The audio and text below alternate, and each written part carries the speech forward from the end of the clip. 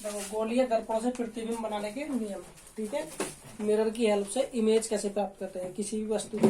ठीक है। तो फर्स्ट नियम है, अवतल दर्पण में किसी भी लाइट सोर्स से चलने वाली प्रकाश किरणें, किसी भी लाइट सोर्स से चलने वाली प्रकाश किरणें यदि मुख्य अक्ष के समांतर जाती है, जैसे मान लो यहाँ पे लाइट सोर्स रखा है,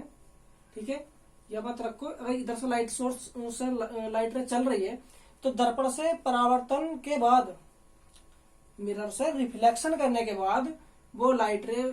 कहां से होकर जाएगी, फोकस से होकर जाएगी, ठीक है, फोकस से होकर जाएगी।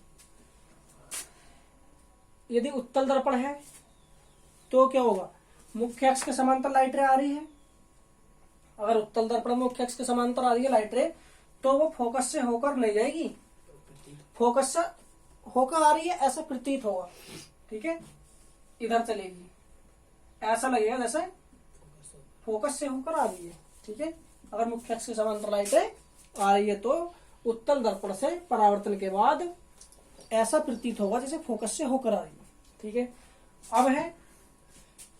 अवतल दर्पण सेकंड नियम, ये नियम नंबर कंप्लीट 1 हो गया, ठीक है। अब सेकंड नियम क्या है,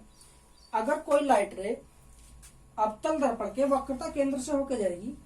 लाइट सोर्स से लाइट रे चल रही है और वो वक्रता केंद्र से होकर जा रही है, वक्रता केंद्र से होकर जा रही है, तो वो दर्पण से परावर्तन के बाद या टकराकर वापस उसी माध्यम में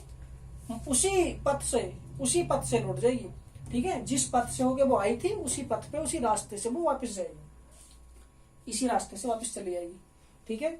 अब इसमें क्या है, अगर कोई लाइट रे वक्रता केंद्र की तरफ आ रही है, ठीक है, इसमें भी तो वक्रता केंद्र से होकर जा रही थी और इसमें भी वक्रता केंद्र की तरफ आएगी और वो यहां से टकरा के लगेगा ऐसे जैसे आगे जा रही है, वहां पे वास्तव में नहीं जाएगी, यहां से टकराएगी और वापस इसी माध्यम में उसी रास्ते पे वापस उसी रास्ते से लौट जाएगी, ठीक है। अवतल दर्पण में कोई भी लाइट रे अगर वक्रता केंद्र से होकर जाती है तो दर्पण से परावर्तन के बाद उसी रास्ते से, उसी पथ से या उसी मार्ग से वापस लौट जाती है। और उत्तल दर्पण में वक्रता केंद्र की ओर जाने वाली लाइट रे उत्तल दर्पण से परावर्तन के बाद अपने उसी मार्ग पर वापस लौट जाती है और ऐसा प्रतीत होता है जैसे वक्रता केंद्र से होकर आ रही है, ठीक है, टकरा के आ रही है, क्रॉस करके जा रही है। अब यह नियम नंबर 3, ठीक है। इसमें क्या, अवतल दर्पण में क्या होता है, अगर कोई लाइट रे फोकस से होकर जा रही है, किसी प्रकाश स्रोत से चलने वाली कोई प्रकाश की किरण यदि उसके फोकस से होकर जा रही है तो दर्पण से परावर्तन के बाद उस लाइट रे का क्या होगा, वो मुख्य अक्ष के समांतर हो जाएगी। इधर से लाइट रे आई और यहाँ पे दर्पण से टकराई और मुख्य अक्ष के समांतर वापस चली गई, ठीक है, मुख्य अक्ष के समांतर गई। अब इसमें क्या होगा, ये उत्तल दर्पण है, अगर इसमें कोई लाइट रे फोकस की तरफ आ रही है, ऐसा लगेगा जैसे फोकस की तरफ जा रही है, जाने की नहीं है, यहां टकराएगी और टकराने के बाद कहा मुख्य अक्ष के समांतर टकरा के मुख्य अक्ष से समांतर हो जाएगी, ठीक है। ये आपतित किरण होगी, इसमें ये आपतित किरण होगी, ठीक है, ये आपतित किरण होगी,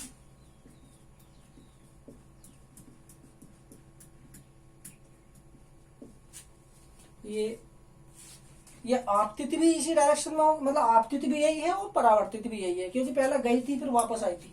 ठीक है। इसमें ये आपतित होगी, ये परावर्तित होगी, इसमें आपतित भी यही होगी और परावर्तित भी यही होगी, क्योंकि इस मार्ग को वापस जा रही है, ठीक है। इसमें ये हो गया,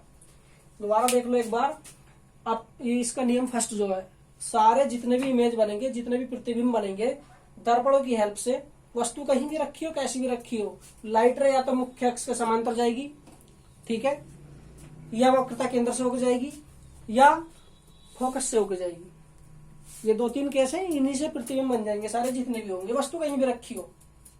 ठीक है। तो अगर मुख्य अक्ष के समांतर कोई लाइट रे जा रही है तो दर्पण से परावर्तन के बाद मुख्य अक्ष के फोकस से होकर चली जाएगी। मुख्य अक्ष से समांतर आने वाली लाइट रे दर्पण से परावर्तन के बाद फोकस से होकर जाएगी, ठीक है। और इसमें वक्रता केंद्र से होकर जाने वाली लाइट रे दर्पण से परावर्तन के बाद उसी मार्ग पर वापस लौट जाएगी। और इसमें अगर फोकस से होकर कोई लाइट रे जा रही है तो वो दर्पण से परावर्तन के बाद मुख्य अक्ष के समांतर वापस निकल जाएगी। इनके हालों से प्रतिबिंब बनाएंगे। ठीक है, वस्तु कहीं भी रखी होगी, मतलब फोकस पर रखी है, वक्रता केंद्र पर रखी है, इन दोनों के बीच में रखी होगी, या फोकस और ध्रुव के बीच में रखी होगी, या वक्रता केंद्र और इनफाइनाइट के बीच में रखी होगी। ठीक है, बाकी प्रतिबिंब बनाने